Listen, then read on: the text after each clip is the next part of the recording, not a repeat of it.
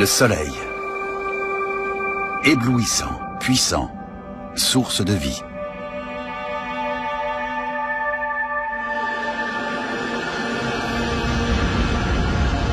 Un jour pourtant, il deviendra notre ennemi.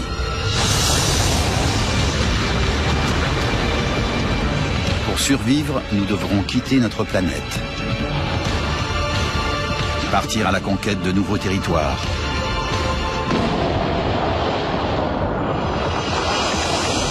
Et transformer d'autres mondes pour recréer celui que nous aurons laissé derrière nous. Dans un avenir lointain, le Soleil deviendra un monstre. Il exterminera toute vie sur Terre et avalera des planètes entières. Il finira même par s'autodétruire. Ça va arriver. Un jour, notre Soleil mourra, et ce jour-là, nous partirons avec lui. Il est temps de penser à l'avenir.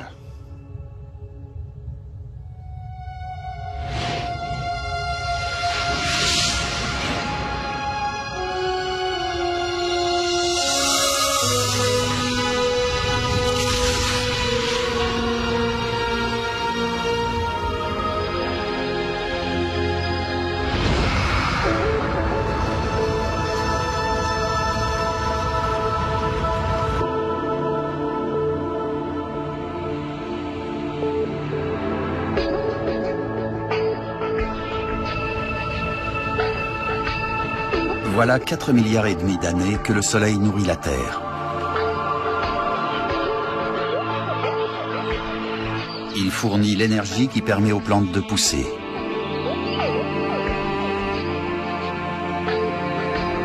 C'est grâce à lui que la vie peut exister. Mais tout cela va changer.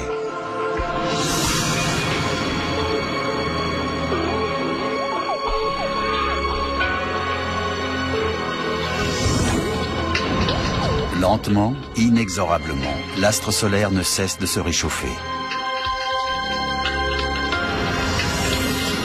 C'est lui qui nous a donné la vie. Mais ce qu'il a donné, il peut aussi le reprendre.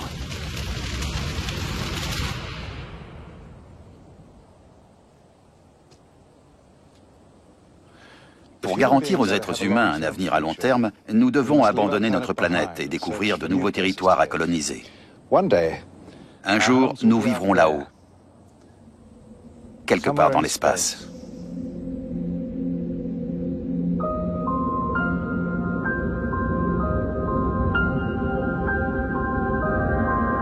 Dans le futur lointain, c'est peut-être là que nous chercherons refuge. Dans l'espace, où il faudra trouver de nouveaux mondes susceptibles de nous accueillir.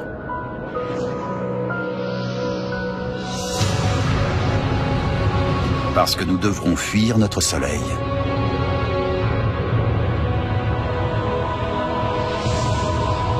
Certains de ces mondes nécessiteront un effort d'adaptation. D'autres ressembleront peut-être à la Terre.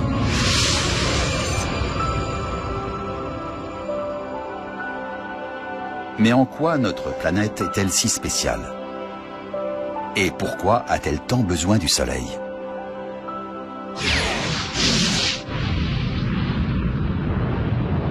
Observons le Soleil tel qu'il est aujourd'hui.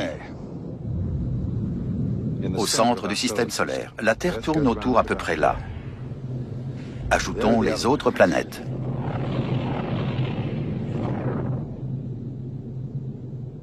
Si notre planète abrite la vie, c'est parce qu'elle est juste à la bonne distance d'un Soleil.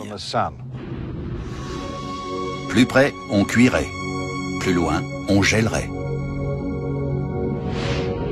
Nous vivons dans une zone de sécurité qui convient parfaitement à la vie. Le problème, c'est que cette zone se déplace. Le Soleil se réchauffe et du coup, la zone propice à la vie ne cesse de s'éloigner. La Terre finira forcément par sortir de cette zone de sécurité. Ce jour-là, nous serons condamnés. Notre planète mourra.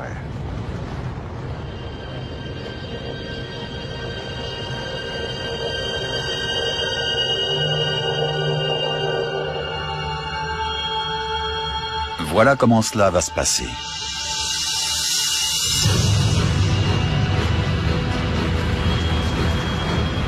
À mesure que le Soleil consomme l'énergie provenant de son noyau, sa température s'élève. Lorsqu'il sera 5% plus chaud qu'aujourd'hui, toute la végétation sur Terre mourra. «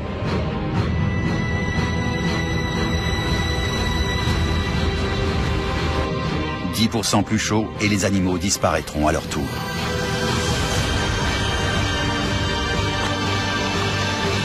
15% plus chaud et les fleuves et les océans s'évaporeront en gigantesques bancs de nuages qui retiendront encore davantage la chaleur.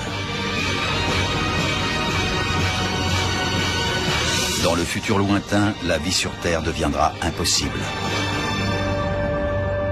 Et on ne peut rien faire pour l'empêcher. Mais qu'adviendra-t-il de nous ?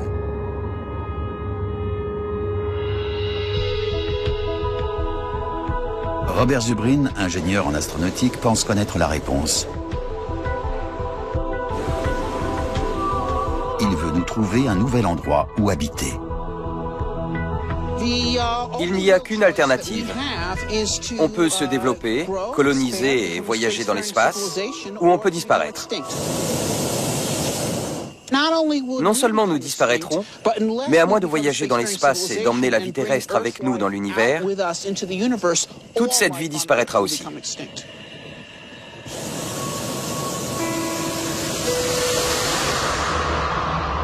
L'objectif de Robert Zubrin, c'est de nous envoyer sur Mars.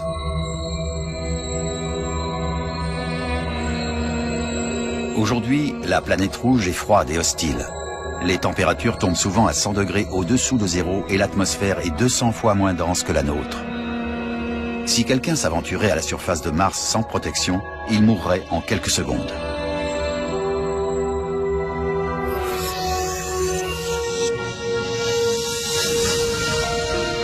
Mais d'après certains scientifiques, nous pourrions malgré tout nous y établir.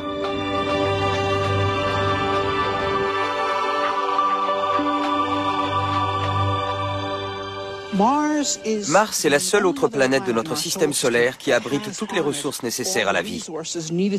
L'eau est à la surface sous forme de glace et de permafrost, mais elle est là. Il y a du gaz carbonique et de l'azote dans l'atmosphère. Si les hommes apprennent à développer des techniques pour utiliser ces ressources, nous pourrons faire de Mars un lieu susceptible d'accueillir les êtres humains. Un nouveau monde pour notre postérité.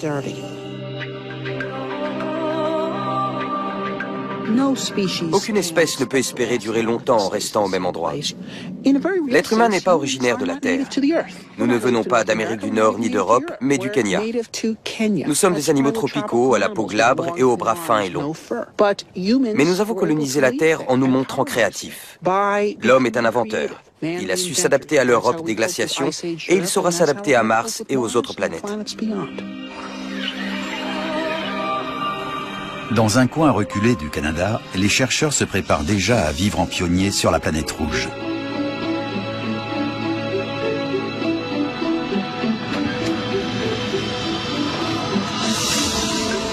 Ils ont réussi à surmonter les difficultés de la vie dans une capsule spatiale.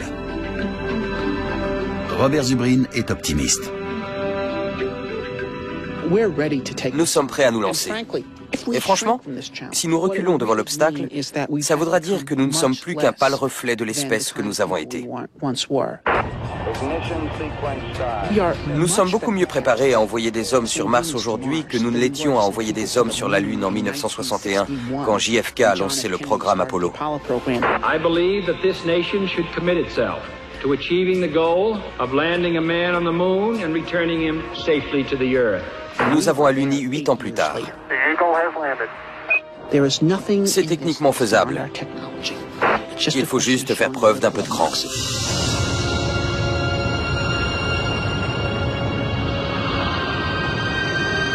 À en croire Robert Zubrin, nous avons déjà la technologie. Il ne nous manque plus que la volonté. Mais ça ne suffira peut-être pas. Il n'y a qu'à voir ce que nous laisserions derrière nous. Ceci est la base de notre survie. Des plantes, sources d'oxygène, d'innombrables espèces animales. comment s'en sortir sans eux? Notre survie est assurée par tous les êtres vivants avec lesquels nous partageons notre planète. L'air que nous respirons, ce que nous mangeons, tout ça est créé par d'autres formes de vie. Si nous partons sur Mars, tout ça devra partir avec nous. Il y a encore 15 ans, nous pensions avoir la solution. Voici Biosphère 2, un immense dôme de verre étanche d'une superficie de 12 700 mètres carrés en plein désert de l'Arizona. En théorie, c'était un écosystème autosuffisant et les hommes pouvaient y vivre.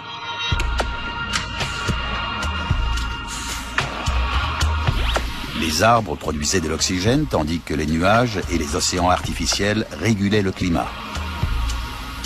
Mais l'expérience a été un échec. Les cobayes partis là-bas en mission ont rapidement manqué de nourriture et il a fallu les approvisionner en oxygène. Sur Mars, aucun d'eux n'aurait survécu. Pour avoir une chance de coloniser un jour la planète rouge, il va falloir trouver autre chose. Le plus simple, ce serait peut-être de la changer.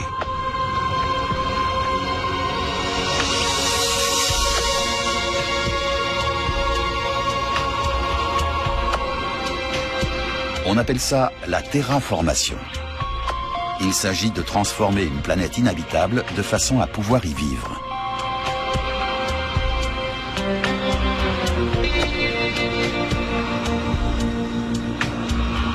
D'après Chris McKay, chercheur à la NASA, on pourrait faire de Mars un endroit étonnamment similaire à la Terre. Quand on pense au voyage dans l'espace, on a tendance à se focaliser sur l'homme. Mais en fait, il s'avère qu'il est plus facile d'y envoyer d'abord des plantes et des micro-organismes. Ce seront les premiers martiens.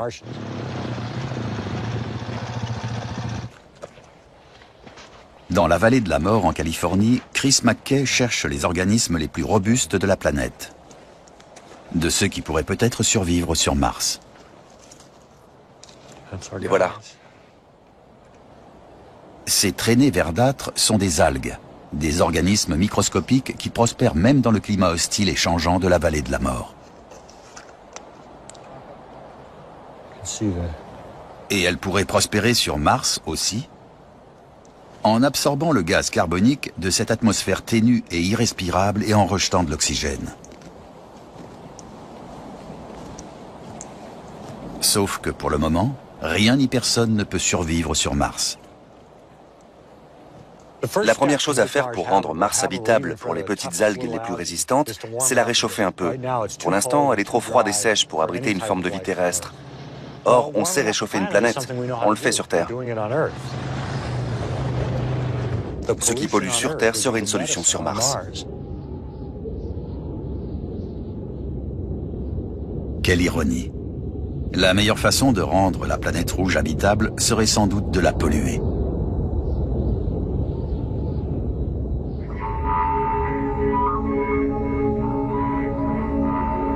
Voilà comment on ferait.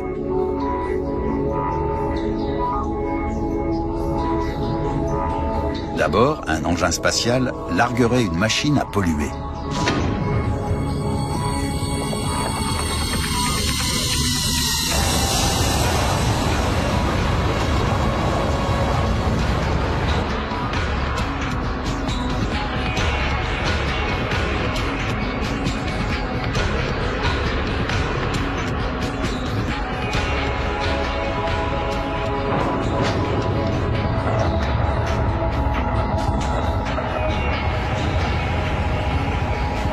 L'appareil aurait pour fonction d'aspirer un mélange de poussière et d'atmosphère martienne et de les transformer en nouveaux composants chimiques.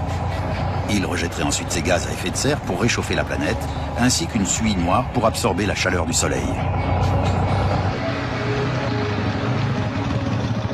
Si nous envoyons beaucoup de machines, Mars finira par être assez chaude pour que ces algues puissent y survivre.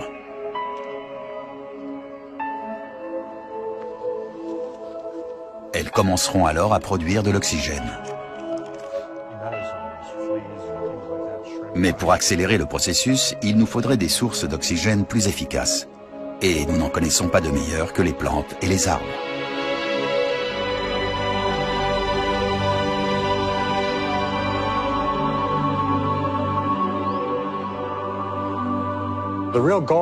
Si on veut que Mars soit respirable, il faut des arbres. Ces arbres rendront la planète habitable. Après, ça peut aller très vite. Dès que le niveau d'oxygène augmentera, des insectes, puis des petits animaux, et enfin des grands animaux, et peut-être même des hommes pourront survivre naturellement.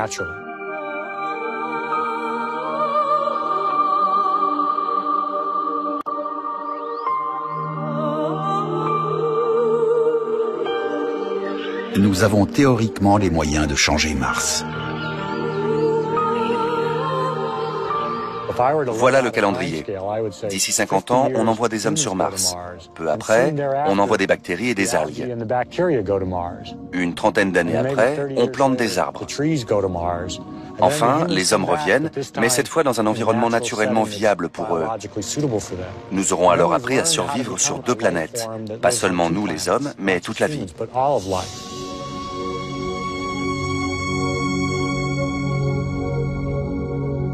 C'est un projet étonnant et très audacieux. S'il fonctionne, la planète rouge finira par ressembler à la Terre.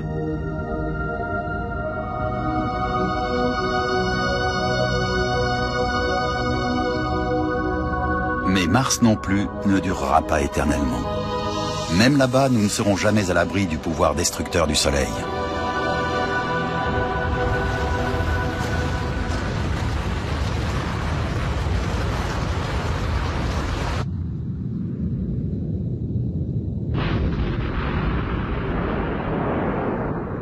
Plus le Soleil se réchauffe et plus la zone de sécurité propice à la vie s'éloigne. Ça, c'est Mars. La Terre est morte, c'est ici que nous vivons. Grâce à la terraformation, on se croirait presque sur la Terre. Et grâce au réchauffement du Soleil, Mars est maintenant dans la zone de sécurité. Le problème, c'est que le Soleil continue à se réchauffer. Un jour ou l'autre, Mars sortira à son tour de la zone de sécurité. Où irons-nous donc après?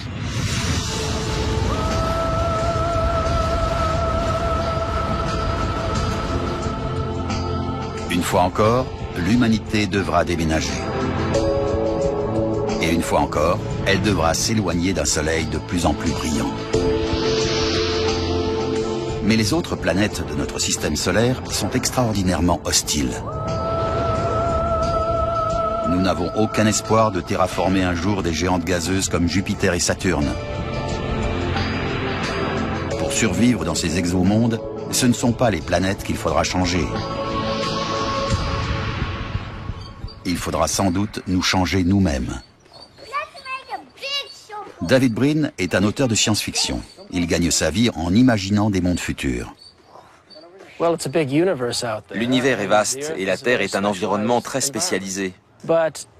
Mais nous ne trouverons pas beaucoup d'autres terres dans l'espace. Si nous voulons coloniser la galaxie, il va falloir nous adapter. Il n'est pas facile pour les êtres humains de s'accoutumer à cette idée, parce qu'on a plutôt l'habitude de voir l'environnement s'adapter à nous.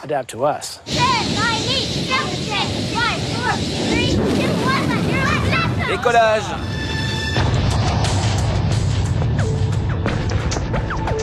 À mesure que le Soleil se réchauffera, de nouveaux mondes deviendront candidats à accueillir la vie. Voici Europe, l'une des gigantesques lunes de Jupiter. Aujourd'hui, c'est une planète sans air et recouverte d'une couche de glace dure comme de l'acier. Mais à l'avenir, elle sera très différente.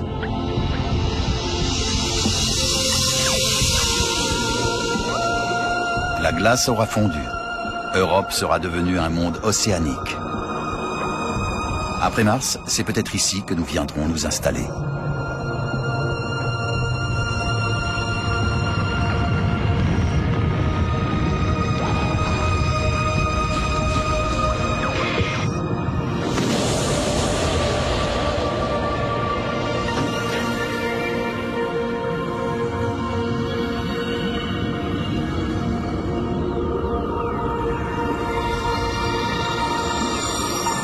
Nous pourrions bâtir des villes au fond d'une mer inconnue. Mais pour David Brin, vivre derrière une paroi de verre n'est pas une solution à long terme.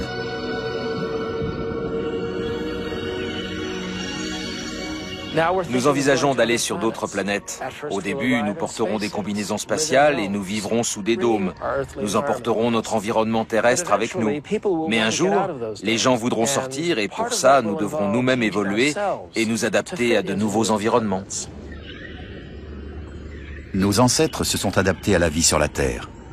Mais d'après David Brin, nos descendants pourraient se transformer pour évoluer dans d'autres mondes. Les êtres humains ont été très inventifs depuis 20 millions d'années. Mais les autres espèces ne sont pas en reste. Les oiseaux ont des poumons dans lesquels l'air circule de façon à utiliser l'intégralité de leurs poumons. Nous n'utilisons que la moitié de notre capacité pulmonaire. Si nous étions modifiés génétiquement, afin que la circulation de l'air se fasse comme chez les oiseaux, nous pourrions survivre dans des atmosphères très ténues.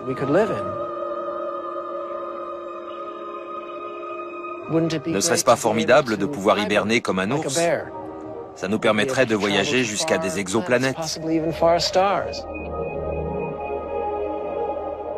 Et si des astronautes vivent en apesanteur, ils finiront par en avoir marre de se coltiner un tiers de leur poids dans des jambes inutiles qui ne leur serviront plus qu'à repousser les murs.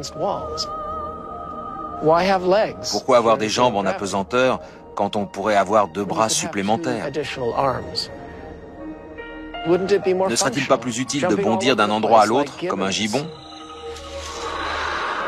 Le génie génétique peut-il réaliser tout ça? Qui sait? Nous ne sommes qu'à l'aube de cette grande aventure. Mais c'est une vision extravagante de demain à laquelle il faut réfléchir. N'est-ce pas tentant? Tant que les humains sont heureux, créatifs et productifs au sein d'une grande civilisation. Vive la différence.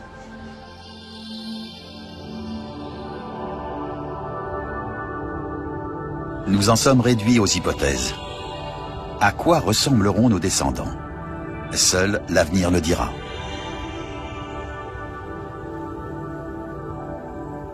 Et où vivront-ils? Une chose est sûre, ce ne sera pas ici.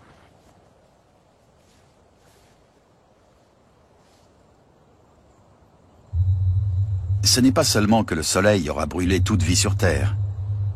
La planète elle-même n'existera plus. Tout ce que nous connaissons aura disparu. Dans le futur lointain, notre Soleil deviendra un monstre.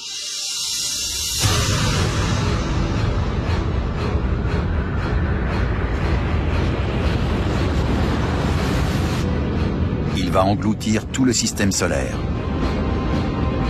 Sa première victime sera la planète la plus proche de lui, Mercure.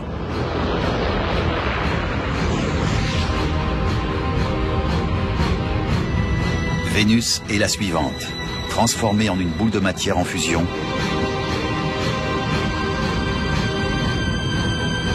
Elle finit par se dissoudre.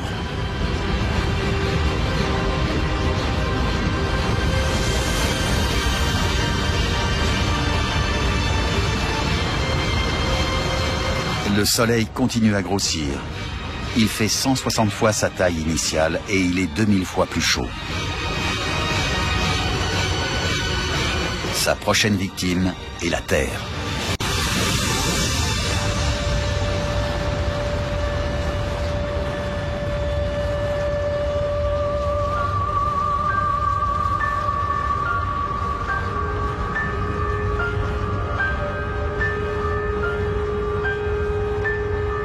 Brûlée par l'astre solaire, la planète qui était autrefois la nôtre se met à fondre et est avalée.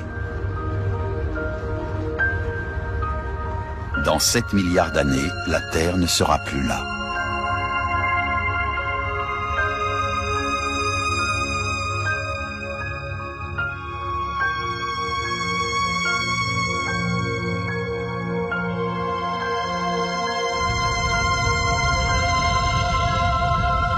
Aujourd'hui, la question reste entière. Le destin de notre planète est-il aussi le nôtre? Pouvons-nous réellement survivre à la mort de la Terre? Regardez où nous en sommes et voyez le chemin parcouru. Comparé à il y a un siècle, nous vivons dans un univers de science-fiction avec des gratte-ciel de 100 étages. Comment croire, quand on voit ça, que d'ici un siècle, il n'y aura pas une nouvelle ramification de la civilisation humaine sur Mars? Revenons maintenant 1000 ans en arrière. Un monde éclairé uniquement par le feu. Qui peut affirmer que dans 1000 ans, il n'y aura pas des centaines de nouvelles ramifications de la civilisation humaine sur des mondes gravitant autour de centaines d'étoiles dans cette galaxie?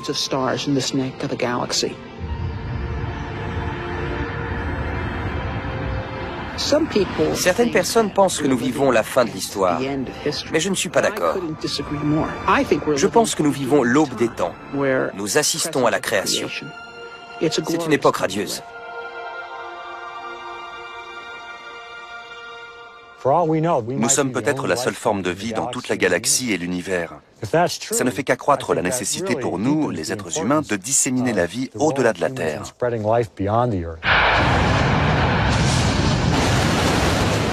Si nous sommes la seule étincelle de vie, il ne faut surtout pas la laisser s'éteindre.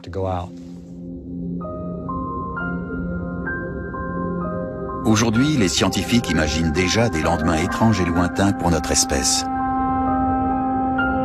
Si vraiment nous survivons, nous serons peut-être témoins de l'ultime transformation de notre Soleil.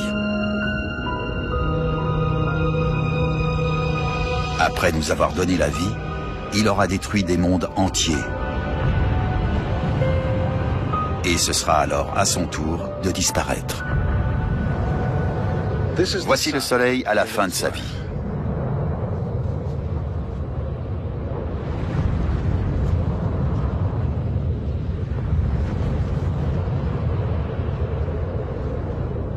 Une couche après l'autre, il est en train de se désagréger. De gigantesques traînées de matière d'étoiles dérivent dans l'espace. Le processus a pris des millions d'années, mais sa conclusion est inévitable. C'est la mort de notre Soleil.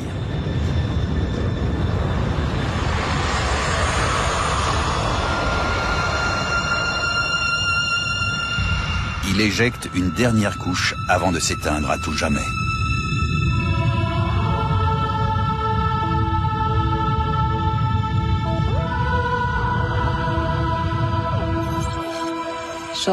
Un jour, le Soleil disparaîtra.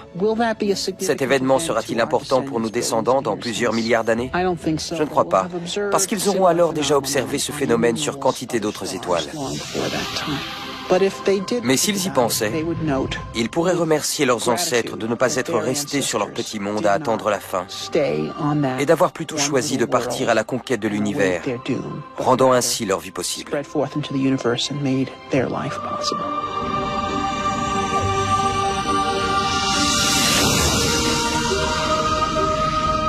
Personne ne connaît notre futur, mais celui de notre Soleil est déjà scellé. Un jour ou l'autre, nous devrons quitter la Terre. Notre planète n'existera plus. Notre vie sera dans l'espace.